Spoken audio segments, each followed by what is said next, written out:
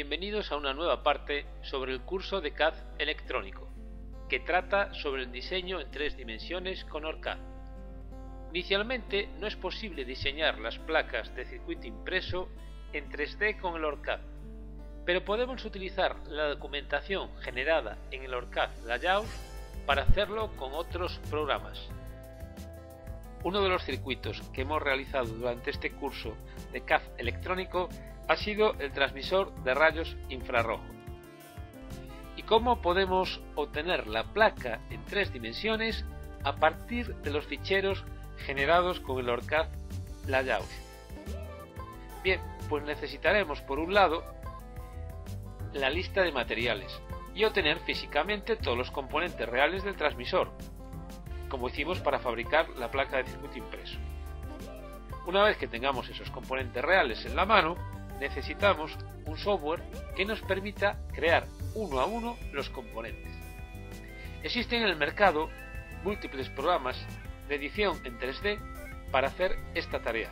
Uno de ellos es el 3ds Studio Max, que nos va a permitir coger, por ejemplo, el condensador electrolítico que tenemos aquí y dibujarlo en 3D con las medidas exactas que hemos obtenido mediante un calibre.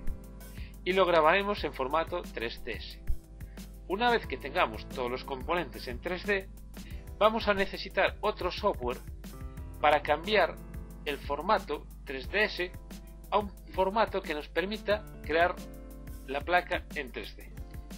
Este programa para convertir los componentes de 3ds a O2C es el programa O2C Composer. Hay que entender que la mayoría de los ficheros que estamos viendo en HTML en Internet de las placas en 3D son ficheros .o2c, que significa Object to See, es decir, objetos para ver. Es un juego de palabras en inglés. Eso es lo que significaría O2C. Una vez que tengamos todos los componentes individuales uno a uno, tiene que ser en O2C, pues los vamos a almacenar en carpetas. Carpetas dependiendo del componente que se trate.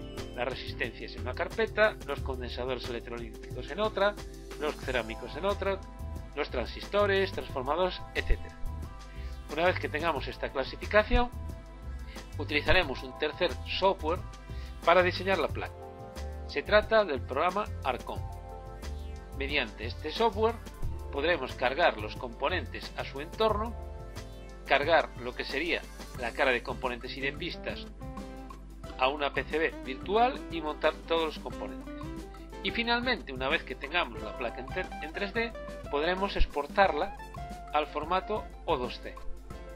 Lo que pasa es que para subirla a Internet vamos a necesitar un cuarto software que nos permite editar ficheros HTML.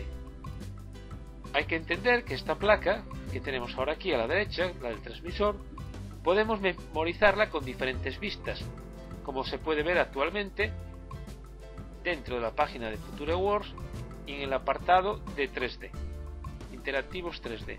Ahí podemos ver, por ejemplo, diferentes vistas del transmisor, la parte de entrada, la parte de integrado, la parte, por ejemplo, del transistor 2N2222, etc. Todo eso se hace mediante el programa Arcon. Lo que sucede después, para crear los menús que acceden a esas vistas, necesitamos un programa de edición de páginas web, como pueda ser el Dreamweaver. Con el Dreamweaver y ya con el fichero que hemos exportado de Arcon, podremos crear la página en formato HTML, como podemos verla aquí. En el siguiente tutorial veremos un ejemplo guiado paso a paso de cómo hacer todo esto. También explicaré de dónde se puede descargar el programa Arcon para crear una placa en 3 dimensiones. Nada más. Hasta el siguiente tutorial.